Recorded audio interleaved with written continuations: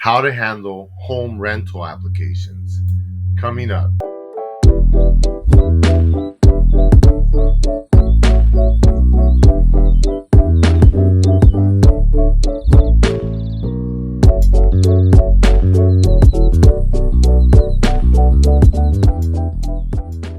Hi everyone, this is Dr. Ernesto from Attaboy Cowboy, and this channel we give you health and wealth tips to help you be more successful. Now today we're going to go over home rental applications for tenants. Now wherever you have an open house and anyone that comes in and asks for an application, give them an application. Now you're going to run into people that obviously don't qualify, they don't have enough income, they have evictions, they're involved in lawsuits, or they're rude or they're disrespectful or whatever the case might be. But nonetheless, give everyone an application, otherwise they can use that against you. Remember, whatever you do, there's always attorneys that are doing fishing expeditions. They send people called feelers. They'll send them to your open houses and they'll ask you questions. They'll try to see if they can catch you, being discriminatory or something like that and get you into problems. So you want to avoid all that. Just give everyone an application. If they want to apply and waste their money, that's up to them. Let them do that. But you don't have to accept them, but you do have to give an application. That'll just be easier for you. Now, that being said, we don't print up applications. That's a waste of money. Just use digital applications. We use email. We email to people. It's very, very rare that someone doesn't have an email account or know how to get access to one. Sometimes people don't have one, but they have a friend or a family member that does, and they usually can help them out. So just do everything electronically. That's much easier. You don't have to waste paper and ink and stuff like that. So here, let me just go over what we're looking at here. This is my email account. And I have a folder that has multiple documents that we use for renting, for tenants and everything else. So we have easy access to them. And here's the home rental application email. We forward this to them. So I have them text me their email, and then I put it in here and I send it to them. And here's the application of rent, which we'll go over in a minute. And then I have some instructions here. And let me just go over the instructions I have here. It says, "Hello, and thank you again for stopping by for the home showing today. I appreciate your time and consideration. Always be appreciative because people made the effort to drive out to your place. Well, regardless if you like them as a tenant or not, they still made the effort, so be appreciative. Fill out the application completely because people always leave out things. They feel like they don't want to share personal information, so they leave out stuff they don't want to share, or things that are convenient for them. Maybe they don't want you to know about their previous landlord that evicted them or whatever the case might be. So make sure that you write that in there completely. Incomplete applications will not be accepted.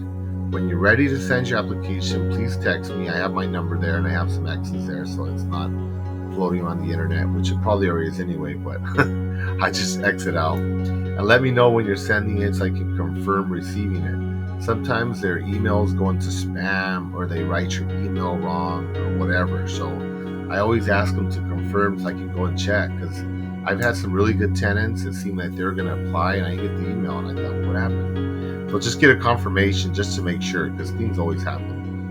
If you have any questions while filling out the application, please text me your questions. I don't like people to call me because they'll call me and ask me line by line, and I don't want to be filling out an application for someone in 20 minutes.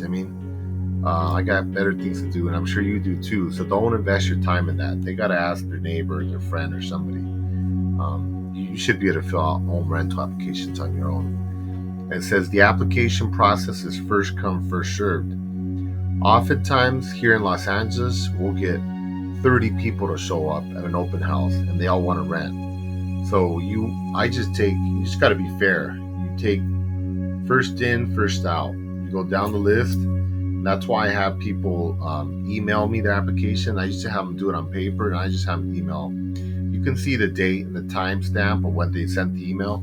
I start at the top. You go one by one.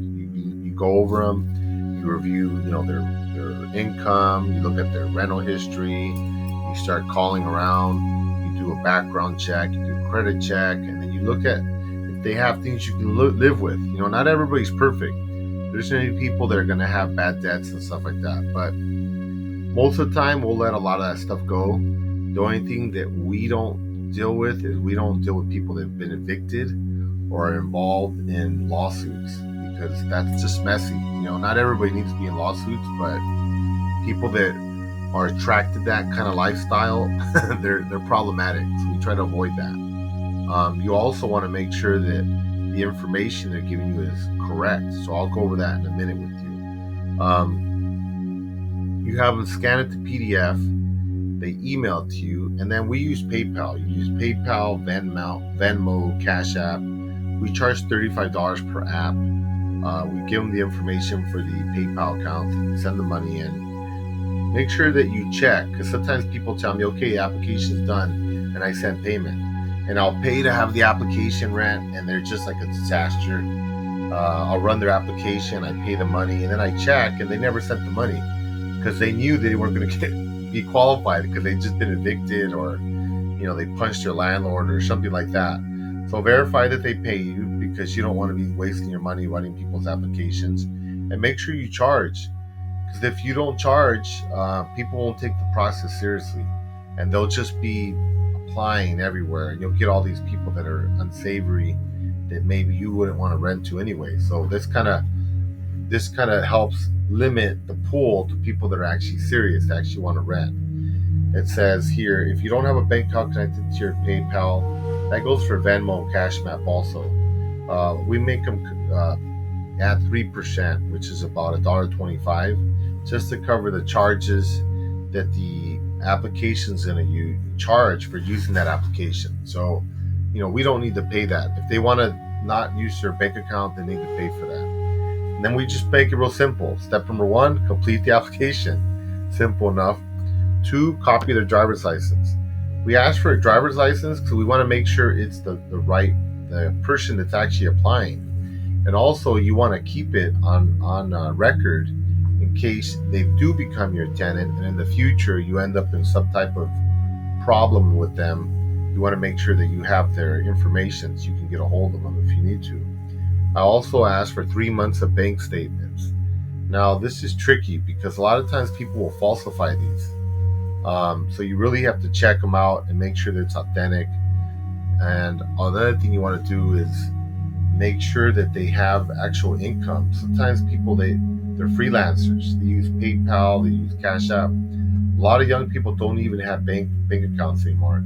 We make our tenants get bank accounts. I mean, you gotta have a bank account. We want checks. We don't want to be Cash Apped every month. We need a paper trail.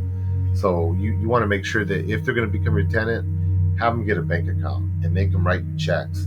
Another common trick that people will do is they don't have income, they don't have a job or something, so they'll add their name to like their dad or their mom's bank account. So when they apply and they send their bank statements, it'll say, George Lopez and their, Ted Williams, the mom or the dad or whatever. And you're like, dude, why do you have a bank account with your dad? You're like 40 years old, right? But that's a common trick people do because for some reason, a lot of people are anti-establishment. They don't want to get bank accounts. They want to do everything in crypto. They want to do everything in whatever, Cash App or PayPal or whatever. But that's not to your benefit. You want them to have bank accounts. You need to look at their transaction history. And I will sometimes accept those because I have no choice. But I'll make them pay a bigger deposit because I know that's a trick people do.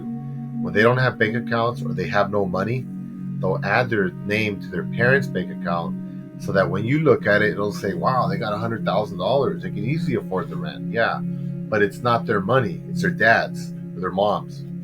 So what you can do to discourage that, if that's what they're doing, say, okay, well, your dad's on your bank account. So if you want to apply here to rent, your dad has to go on as a co-signer. So that way they have some skin in the game. That's what I recommend to get around that, because otherwise it's kind of difficult. And why would a 40-year-old person be sharing a bank account with their parents?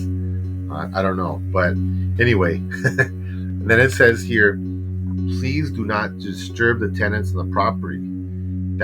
It seems obvious, but it's not. Sometimes tenants really like this place, their perspective, and they'll just show up at all hours and knock on the door and say, "Hey, do you mind if I look around for five minutes?" No, not cool. You don't want strangers bothering your tenants. I wouldn't like that. So, I mean, no, don't expose your tenants to that. Make sure you're clear. You put that in your email. Otherwise, believe me, they will. Whenever we schedule open houses, people show up early. They show up late. They show up 2 days before. They knock on the door. So, no, we got to be very clear. Do not disturb the tenants. Don't come and walk through their yards and stuff. Come on, that's scary. What if you're hanging out watching TV at midnight, you see some person walking through your yard? Not cool. That's going to be scary. So make sure you protect your tenants from that. And it says, I will run the first application received and move down in order from there, as I explained. If you have any questions, please email me. I will get back to you ASAP. Thank you again for your time and consideration. Many blessings, my name, and thank you, and God bless. And everything on a positive note. Spread positivity. I like to be friendly to people, and you want to give off that vibe also when you're doing this. Now let's look at the actual application here. All right, so here's the application to rent. Now this is one that's made by the Apartment Association of Los Angeles. I'm just going to go over it briefly and tell you what are some of the things I look at here. Really, you just really got to have their driver's license, what you're going to see, because you're going to ask for their driver's license. And then you're going to have their social security number and their date of birth. After that, pretty much you can find everything else on the internet.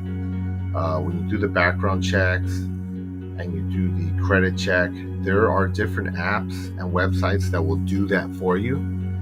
I recommend you have them fill out an application to rent so that you can keep a record of their personal information. The reason being is if when the tenant moves or they damage your place or you get into some kind of issue with them, you want to be able to track them down so you can collect the money they owe you. If you use a third party, which is pretty good, those services are easy, they're convenient. They don't give you the personal information. They just tell you, hey, like their credit is clean, they have no, criminal record or whatever. And that's great. And I know a lot of tenants like to use those because they don't want to share their information. But, you're kind of like the boss, right? It's your place. So I don't accept those.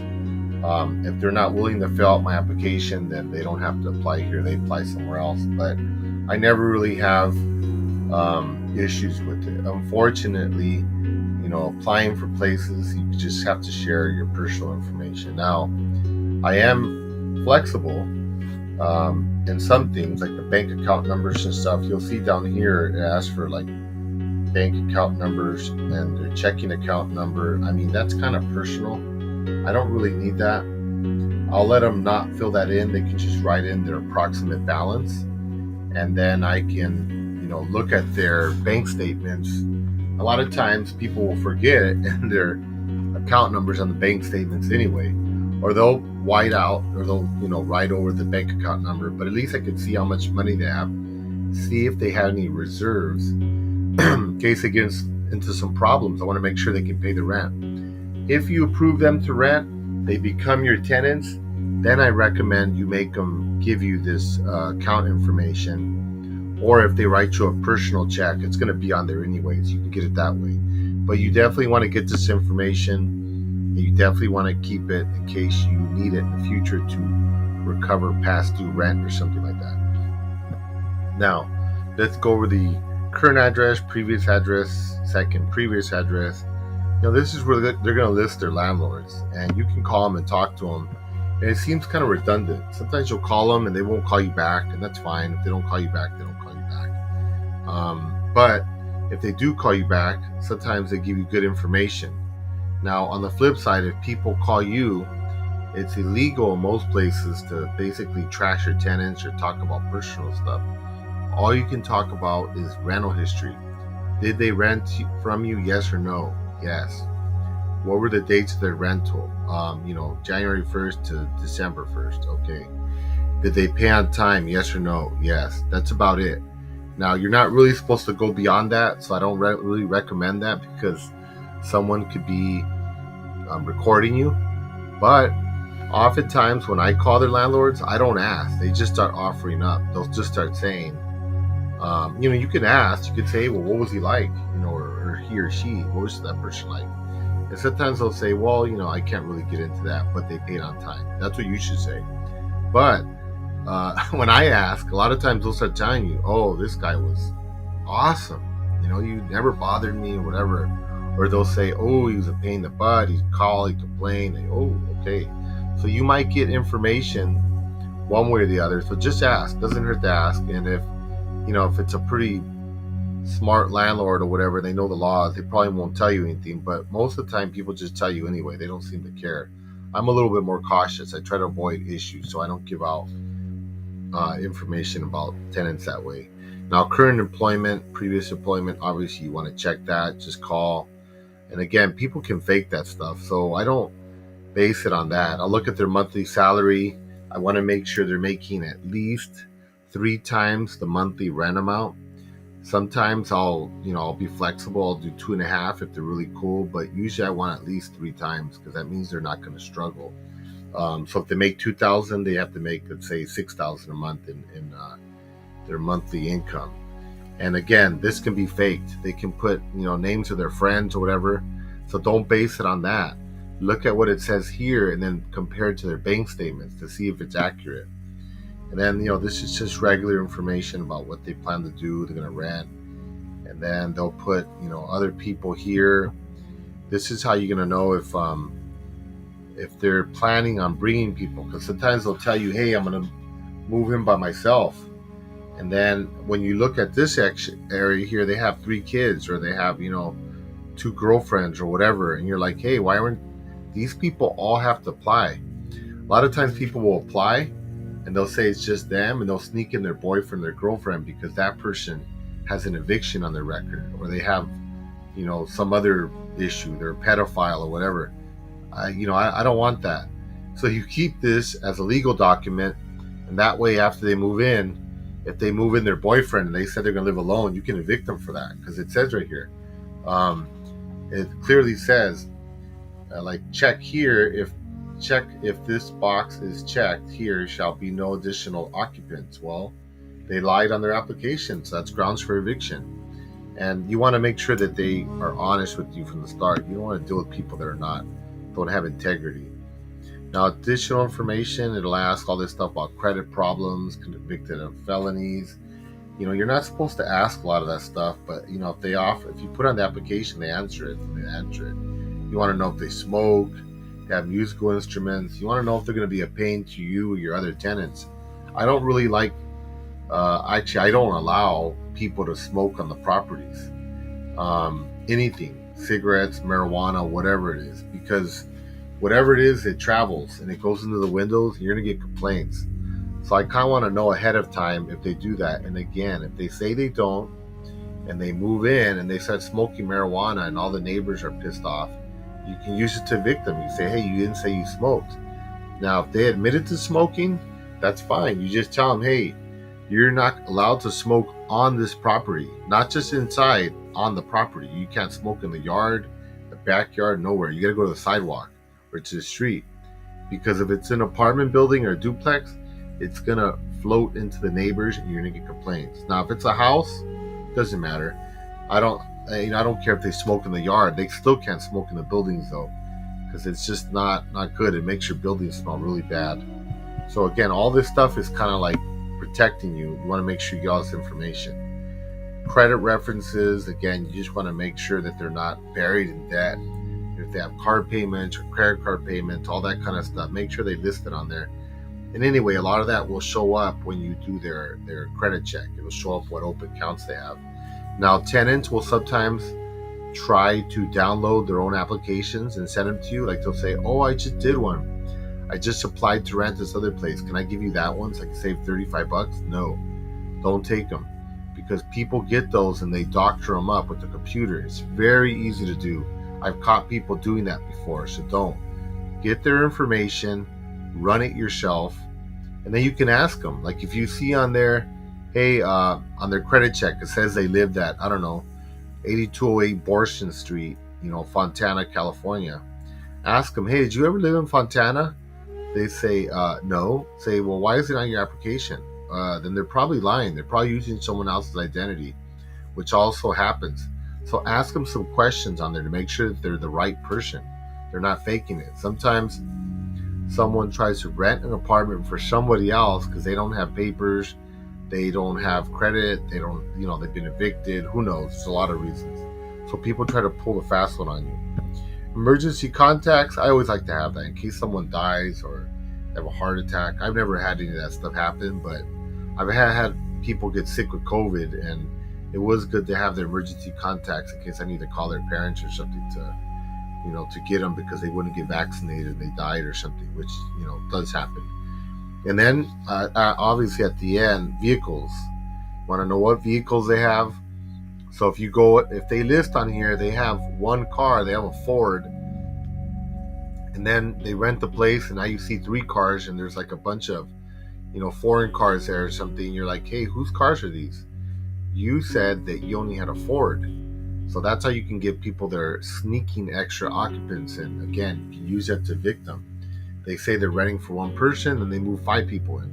And then you take pictures of all the extra cars, and you say, hey, look, on their rental application, when you go to court, you show the judge, it says they had a Ford. And now they got all these other cars that, have nothing to do with this tenant, and they're obviously like people that are living there that they brought in illegally. So all this is kind of a precursor to your lease agreement. So you want to make sure it's as complete as possible because it's going to help you avoid problems in the future with your tenant. So again, thank you for listening. And if you have any questions, please comment below. And if you haven't, please subscribe to our channel. Thank you. And from Los Angeles, California, this is Dr. Ernesto Martinez. Goodbye.